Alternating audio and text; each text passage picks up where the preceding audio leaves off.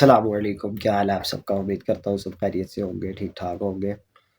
آج ہم ریئیکشن کریں گے ایک مولانا طارق جمیل صاحب کا بیان ہے جس کا ٹائٹل ہے حضرت بلال حبشی کا واقعہ، ایموشنل بیان بائی مولانا طارق جمیل صاحب۔ تو چلیے اس کا اوریجنل لنک اس کا جو میں اپنی ڈسکرپشن میں ایڈ کر دوں گا، وہاں سے جا کے اس کا اوریجنل لنک چیک کر لیجیے گا۔ تو چلیے بیان شروع کرتے ہیں، انشاءاللہ ضرور فائدہ ہوگا۔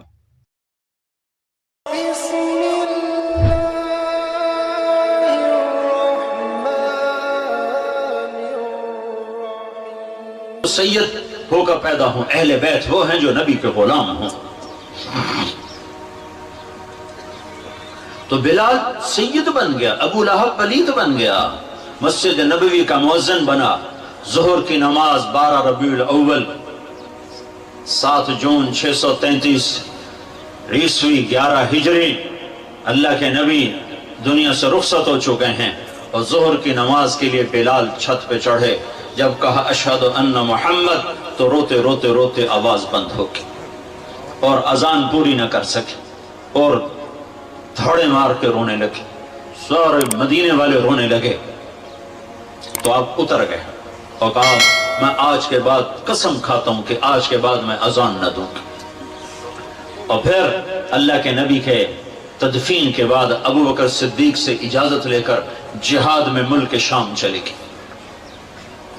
6 مہینے لوٹ کے نہیں آئے، 6 مہینے گزرے، 1 لاکھ صحابہ نکلے ہوئے تھے جہاد میں، 1 لاکھ، کسی کو خواب نہیں آیا، صرف بلال کو خواب آیا۔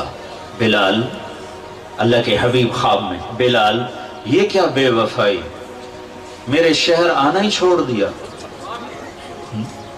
6 مہینے گزرے ہیں، صحابہ 1 لاکھ کے قریب جہاد میں شام عراق میں جا چکے ہیں، خواب بلال کو آتا ہے، بلال یہ کیا بے وفائی، میرے شہر آنا ہی چھوڑ دیا۔ رات آنکھ کھلی، اونٹنی پہ سوار ہوئے، سوائے پیشاب اور نماز کے نہیں رکے، اور چل سو چل، چل سو چل، چل سو چل، چل سو چل، 7ویں دن مدینے پہنچے، اور ان کو یہ یاد ہی نہیں رہا کہ اللہ کے نبی دنیا سے جا چکے ہیں۔ ویسا عشق سوار تھا اور ایسا وہ خواب دل و دماغ کے حاوی ہوا کہ یہ بھول ہی گئے کہ اللہ کے نبی دنیا سے جا چکے ہیں۔ مدینے میں داخل ہوتے ہی نعرے مارے، یا رسول اللہ میں آ گیا، یا رسول اللہ میں آ گیا۔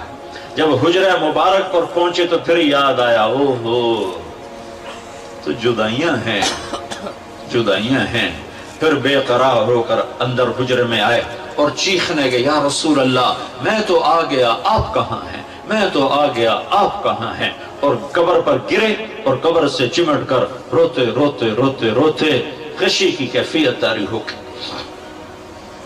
نماز کا وقت آ گیا، مسجد ساری بھر گئی، سب کی تمنا کہ آج بلال اذان دے، اور کسی کو ہمت نہیں ہو رہی بلال سے بات کر۔ تو صحابہ نے حسن حسین کو استعمال کی، امامین ہمامین، نبی کی آنکھوں کی ٹھنڈک، جنت کے سردار حسن اور حسین، جنت کی عورتوں کی سردار فاطمہ۔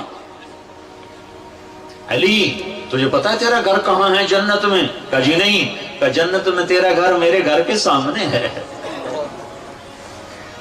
تو دونوں کو صحابہ نے کہا حضرت آج بلال سے کہو اذان دیں، اور یہ کسی کے کہنے پر نہیں دیں گے۔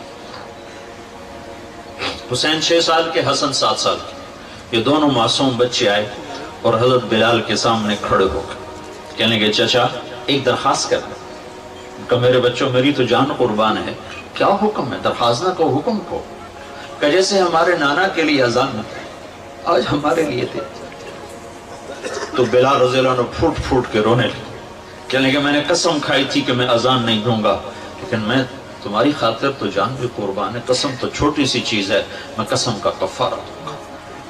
اور ایسے چڑھے چھت پر، ایک انصاری عورت کا گھر تھا جس کی چھت پہ چڑھ کے اذان دیتے تھے، کانوں میں انگلیاں دے کے جو ہی کہا اللہ اکبر تو سارے مدینے میں کوہرام مچ گیا، اور عورتیں ننگے سر ننگے پاؤں روتی ہوئی گھروں سے باہر نکل گئی، اور مسجد نبوی میں چیخ چنگھاڑا مچ گیا، یوں لگا جیسے دور نبوت لوٹ کے واپس آ گیا۔ یہ شان ہے کہ محمد سے وفا تو نے تو ہم تیرے ہیں، یہ جہاں چیز ہے کیا لوح قلم تیرے ہیں۔ پھر دوسرا واقعہ، جب بیت المقدس فتح ہوا اور حضرت عمر خود پہنچے اور پہلی نماز مسجد اقصی میں ہونے لگی ہے اور جمعے کا دن ہے، جمعے کے دن لشکر اسلام داخل ہوا، عمر رضی اللہ عنہ قائد ہیں، جمعے کی اذان ہونے لگی تو 36,000 کا لشکر تھا، تو سب نے آ کر منت کی بلال کی کہ اذان، وہ نہیں مانے، تو حضرت عمر نے کہا بلال، بلال یہ دیکھ آج اذان دیتا، تو بلال وہ صخرہ پہ سوار ہوئے، وہ جو گنبد سے نظر آتا ہے اس کے نیچے ایک چٹان ہے جہاں براق باندھا گیا تھا، تو اس پہ سوار ہوئے اور جو ہی کہا اللہ اکبر تو یہ 36,000 کا لشکر روتے روتے زمین پر گر گئے۔ یہ اللہ کے حبیب کی اطاعت کی عزت ہے۔ اپنی زندگی کو ڈھالو اللہ کے محبوب کے طریقوں میں، اللہ کے محبوب کے سانچوں میں۔ فلا وربک لا یؤمنون حتی یحکموک فیما شجر بینہم، قرآن کی سب سے خوبصورت قسم، اے میرے حبیب لاہور والوں کو بتا دے کہ مجھے تیرے رب کی قسم، سبحان اللہ، کیا قسم اللہ نے اٹھائی ہے، اے میرے حبیب مجھے تیرے رب کی قسم۔ یہ عشق کی انتہا ہے، محبت کی انتہا ہے کہ اللہ تعالیٰ ہے خود ہی رب محمد ہے، لیکن قسم یوں اٹھا رہا ہے جس سے رب محمد کوئی اور ہے، قسم اٹھانے والا کوئی اور ہے، کہہ رہا مجھے تیرے رب کی قسم۔ میں اس کو اردو میں کبھی بھی بیان نہ کر پاؤں گا، اور دنیا کا کوئی بھی شخص اس کو اردو میں، انگریزی میں، ہندی میں، فارسی میں نہیں ڈھال سکتا۔ فلا وربک، فلا وربک، سبحان، اے میرے حبیب مجھے تیرے رب کی قسم۔ جو اپنائیت اور جو شہد ان جملوں ان لفظوں میں بھرا ہوا ہے، میں کہاں سے لے کر لاؤں ترجمہ اس کی؟ مجھے تیرے رب کی قسم۔ علامہ اقبال میڈیکل کالج کے نوجوان بچے بچیوں کو بتا دے کہ تیرے غلام بنے گے تو میں ان کا ہوں، ورنہ میں کسی کا نہیں تیرے سوا۔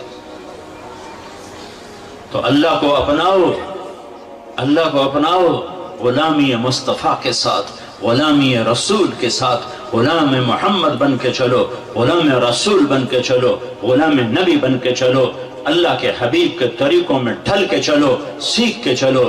یہ اللہ تک پہنچنے کا راستہ ہے۔ ڈاکٹر بنو، بادشاہ بنو، انجینئر بنو، جو مرضی بنو، لیکن غلام مصطفیٰ بن کے بنو، پھر اللہ تمہارا ہے۔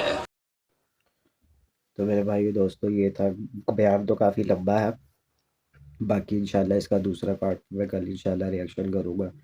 یہ تھے حضرت بلال حبشی کا واقعہ جو آپ لوگوں کے ساتھ میں نے شیئر کیا۔ اگر ویڈیو اچھی لگی تو لائک کرو، چینل کو سبسکرائب کرو، اور اللہ سے دعا ہے اللہ تعالیٰ ہمیں بھی ایسا عشق رسول نصیب فرمائے، آمین۔ السلام علیکم ورحمۃ اللہ، جزاکم اللہ خیر۔